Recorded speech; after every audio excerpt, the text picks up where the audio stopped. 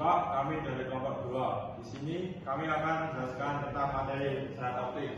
Sebelumnya, perkenalkan anggota kami terdiri dari saya Taruna Muda Orang Biasa NID 244 dan saya Taruna Muda Batalibdian Romadino NID 244 dan saya Taruna Muda Muhammad Surya Andika NID 2440441. Di sini kami akan menjelaskan tentang serat optik, yang mana daftar materi yang akan kita bahas yang pertama yaitu pengertian serat optik, yang berikutnya struktur serat optik, yang ketiga cara kerja serat optik, dilanjutkan dengan jenis-jenis serat optik, kemudian ada kelebihan dan kekurangan serta pengaplikasiannya. Yang pertama itu pengertian serat optik.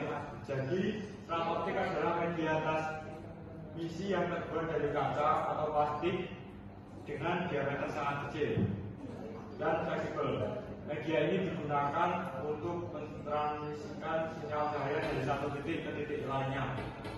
Cahaya yang ditransmisikan biasanya berasal dari sumber seperti laser atau LED.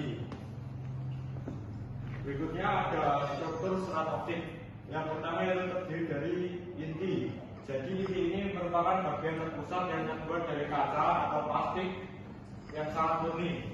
Cahaya mentransmisikan oleh inti ini. Yang kedua itu ada cladding.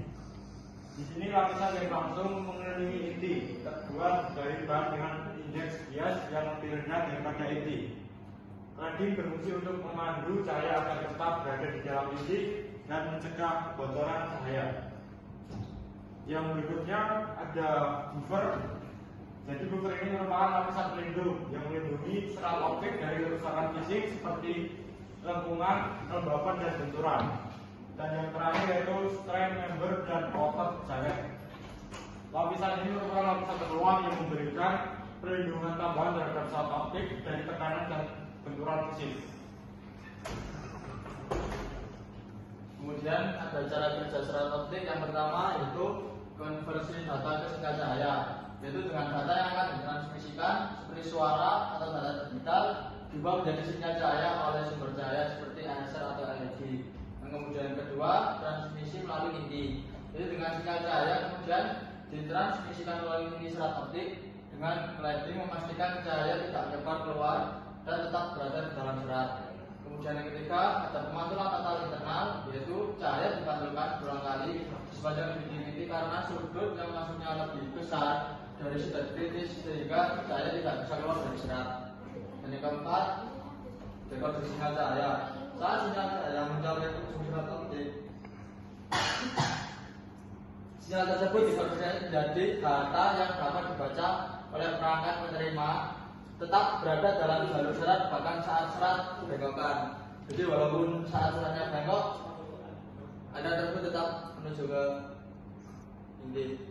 Yang berikutnya ada jenis-jenis serat optik.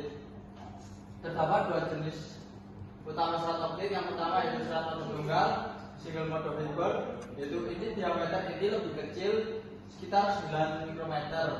Kemudian penerapannya cocok transmisi jarak jauh dan bandwidth tinggi seperti jaringan telekomunikasi. Karakteristiknya yaitu memiliki dispersi yang lebih rendah sehingga sinyal cahaya dapat tetap terjaga intensitasnya dalam jarak yang lebih jauh. Dan biasanya menggunakan panjang gelombang sekitar 1300 sampai 1550 mikrometer. Lebih mahal dibandingkan serat multimode.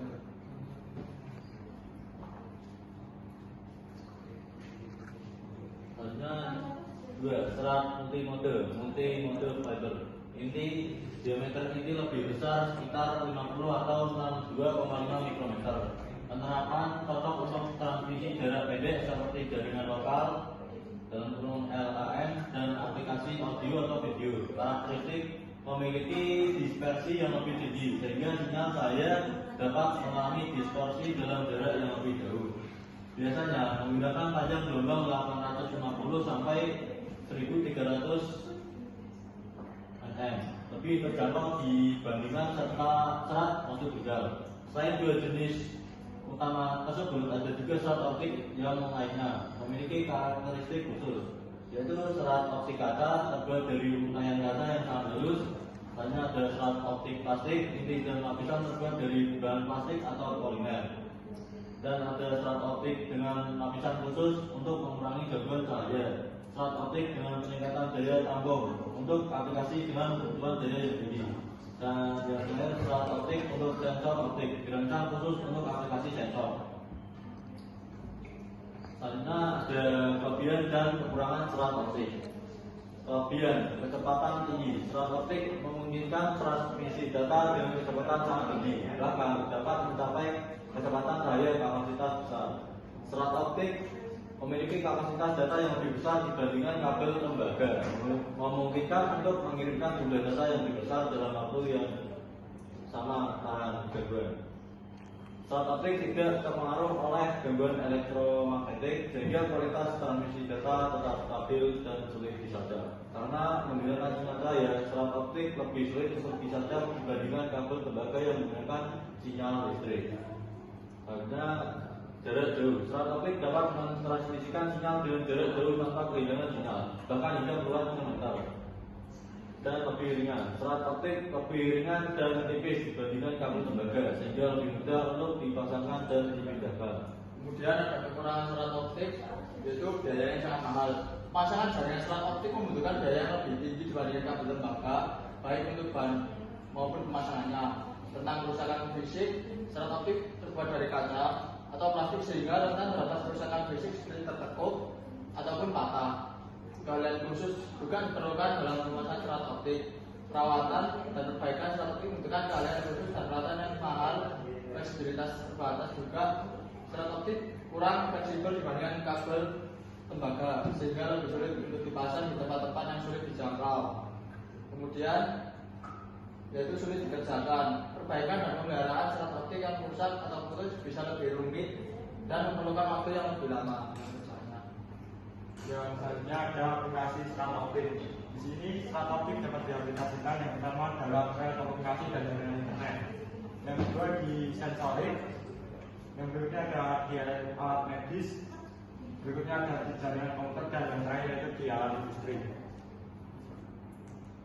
Oke, di sini kesimpulannya serat optik merupakan inovasi penting dalam bidang transmisi data yang memungkinkan pengiriman informasi secara cepat, akurat, dan minim gangguan. Meskipun memiliki beberapa kekurangan, kelebihannya menjadikan sangat relevan dalam berbagai aplikasi modern. Mungkin sekian dari kelompok kami. Wassalamualaikum warahmatullahi wabarakatuh.